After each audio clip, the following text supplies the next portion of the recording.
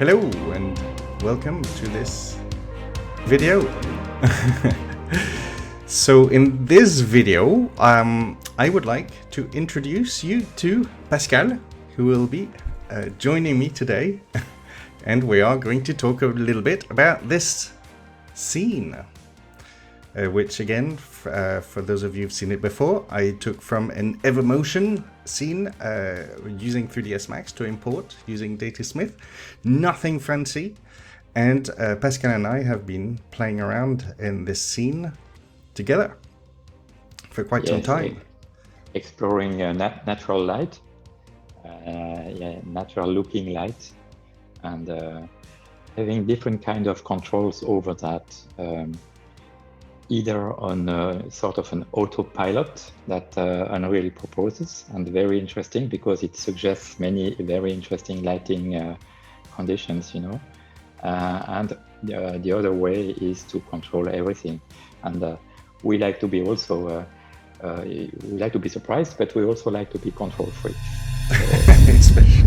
especially you, maybe, Pascal. Just a little bit of background. Pascal, well, actually, why don't you talk a little bit, 2 seconds about yourself, and then we'll talk a little bit more about what we're going to do together at the end of the video. Why don't you say what you do, because we're here talking about lighting. Yes, I'm a cinematographer, which means I supervise, you know, I create the look of a film through light and framing and post-process also. So it's all about creating emotions, you know, atmospheres, and also directing the spectators, the viewers' eye in the frame through with the light, with the framing, with the camera movements. So that's what I do on film sets. And I discovered Unreal Engine 3 or 4 years ago, and since then I'm fascinated by the possibilities of you know, real-time rendering of such intricate lighting, you know, bounces and diffusions, and the handling of the light in Unreal is really mind-blowing. And Fabrice showed me many things, many possibilities, and I did some VR stuff also. But so that's why also we are obsessed by frame rates and not to be too heavy, because I'm easily a bit you know, overwhelmed by the system. So I want lights everywhere, and we will see that it's not a good solution to put too many lights.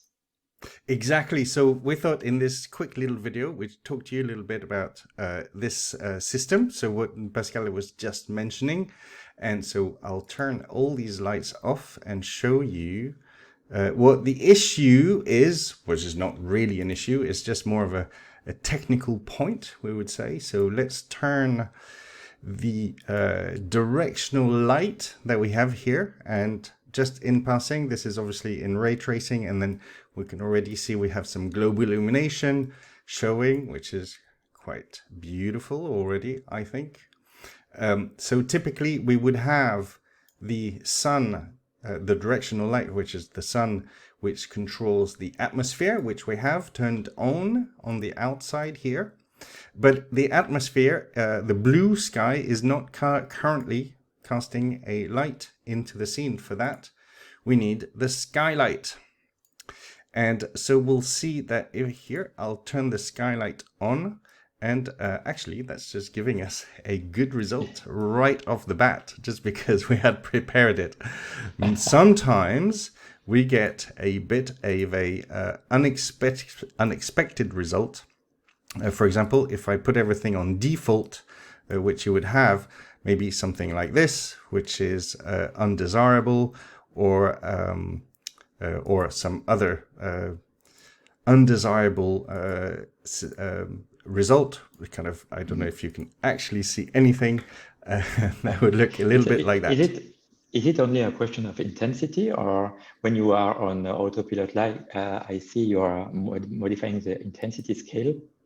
Because well, it was on that 1 before. is what I want to illustrate in the video today, in fact, because normally here the skylight, the intensity of the skylight that is given by default is, as you can see, way too bright for, and here we have the skylight that is in captured scene mode. So it's completely ignoring what you might be wondering about, which is this gray sky, which I'll talk about another time.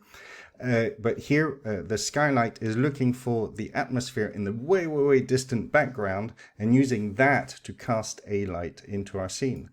So here we might be able to change the exposure, which will change things quite a lot. So here, for example, I'll have it, decrease it on 11, but it's still kind of too bright in my judgment in order to really kind of have control over it the way we would like to. So I generally decrease the intensity to about 0.2, and then we've kind of got a much better balance between the two. Are you already in a camera here? No. So the aperture of 11 you just set up is just a sort of an abstract one. Completely arbitrary. Yes, in fact, I like to compare this to the ISO number on your digital camera. Okay. But except the fact that you are not in a camera, you are just contemplating the scene here. Yeah. Okay. Sort of mimicking our eyes. Yes.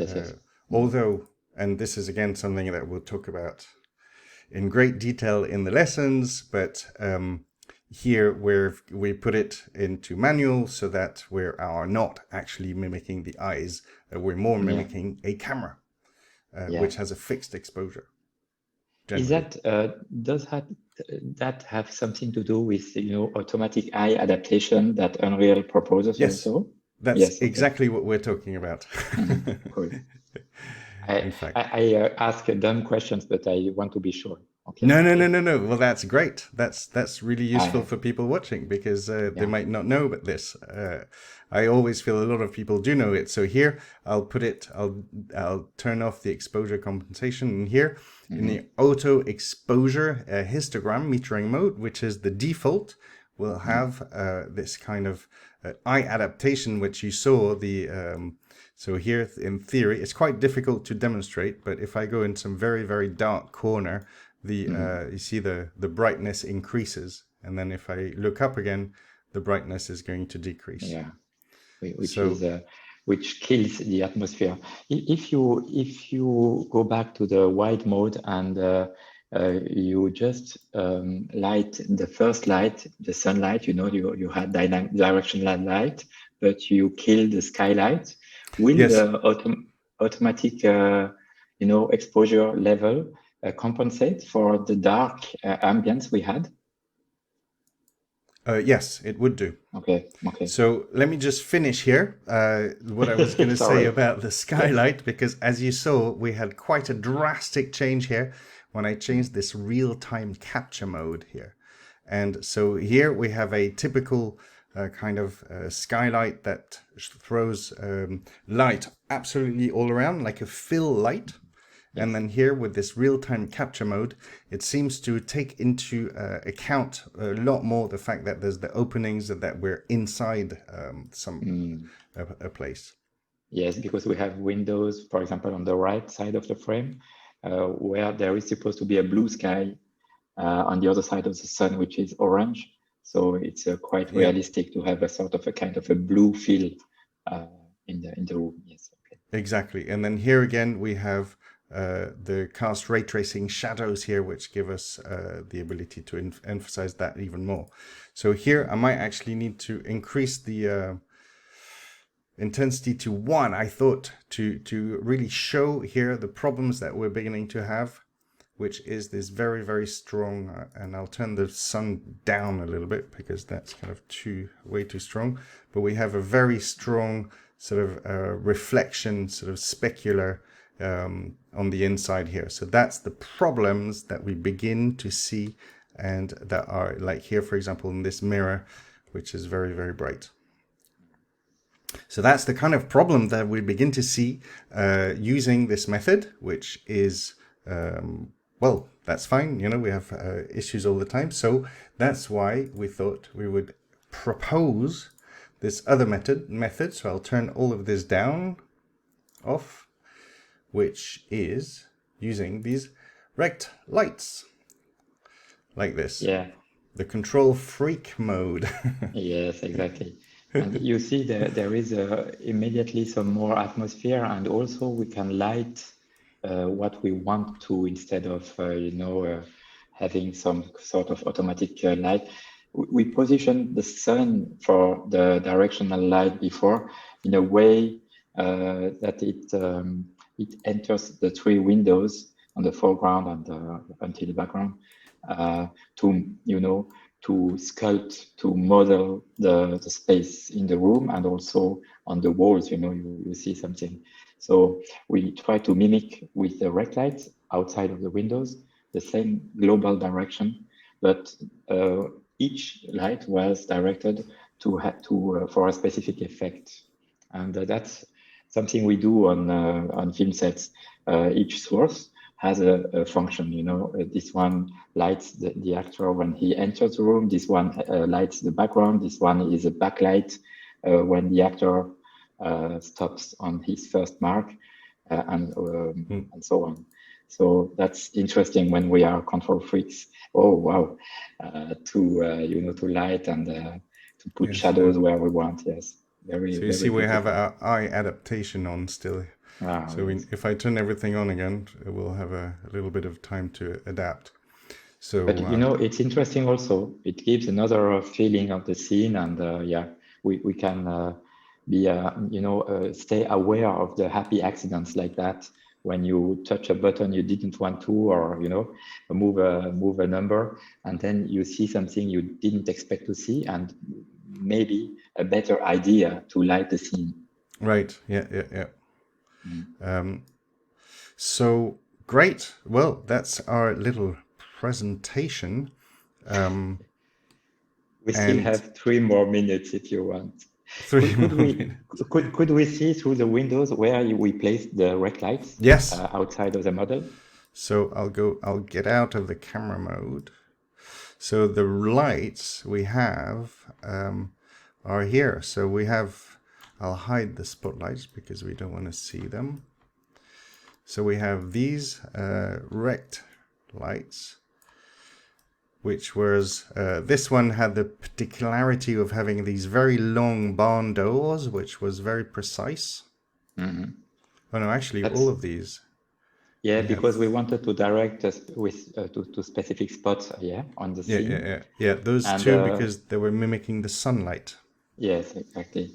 And especially you see on the top of the frame, on the top left, we have a small one there to put a strong sun ray on the last room we have in the camera, the distance room.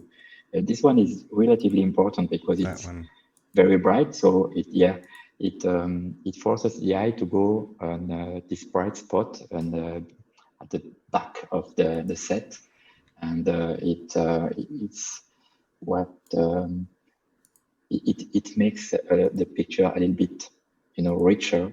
It gives production values, as we say, because you have more to see than just the kitchen. You have a space, you have something to discover in the frame. So that's why we put a special light on the background. But as I said before, I tried not to light too much.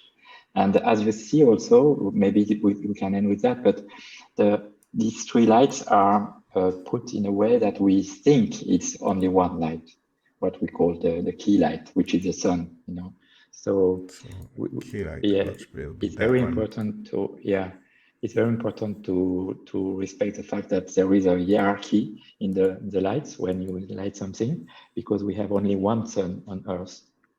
So as humans, we are accustomed to see something where light comes from only one apparent main source, and everything else, for example, the reflections on the ground and the dynamic lighting in Unreal, is generated by this original source.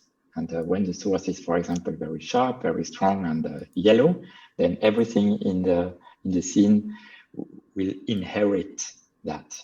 So, and this thinking about the sun traversing, the atmosphere and the clouds, hitting assets on the ground and humans, and then going in our eyes and our cameras can give you clues how to light, because this hierarchy of and this sequence of events, the light coming from the sun goes through before entering your eye and your brain. So that's our tree we put here in between the videos. Yes. Between the videos, between the windows. The windows. Yes. I was thinking about the video. We wanted to give some texture to the flat light entering, because when you have a flat surface, it's something interesting to do to give some texture to the light, so the surface feels more lively, more organic, less studio, less film set. Yeah, exactly, and so you can immediately see the difference with that. Mm-hmm. Great. Well, obviously we have a lot more that we could go on about, and we're actually going to prepare a series of webinar together. Mm-hmm. So if you're interested to follow that with us, we can. I'll put a link below, and then you can enter your email address, and you will receive more information about the program we'll be putting together. Yes, it's very exciting to discover that with you, Fabrice, and to ping pong with you about possibilities in Unreal, possibilities in Unreal film sets, and this course, pollination is very interesting for me, because it changes the way I light on a real set. And well, that's fascinating. Yeah. Mm-hmm. And same here, it's for coming from architecture, having studied architecture, we generally are completely foreign to a lot of these ideas, especially regarding lighting. And in the work that I do, I always find it absolutely paramount that you have some knowledge about how to do this, because that's basically how you're going to make things look good in many ways. So it's a fascinating subject to learn from somebody like you who has so much experience in the real world. So again, there's going to be much talk about that and how we handle that going between the two medium and understanding things.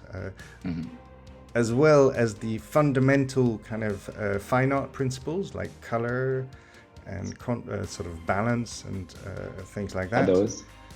Shadows, understanding shadows, which may seem just so trivial and obvious, but when you actually start digging quite deep into the subject, you realize that it's the subject of many years of study for sometimes a lifetime for anybody who's interested in the old masters, for example, or even photography nowadays. So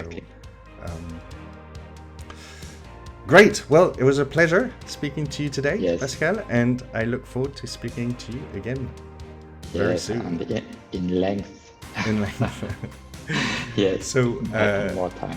Yeah, so if you are interested in finding out more about the upcoming course, please click the link below, enter your email address, and you will get more information coming very shortly.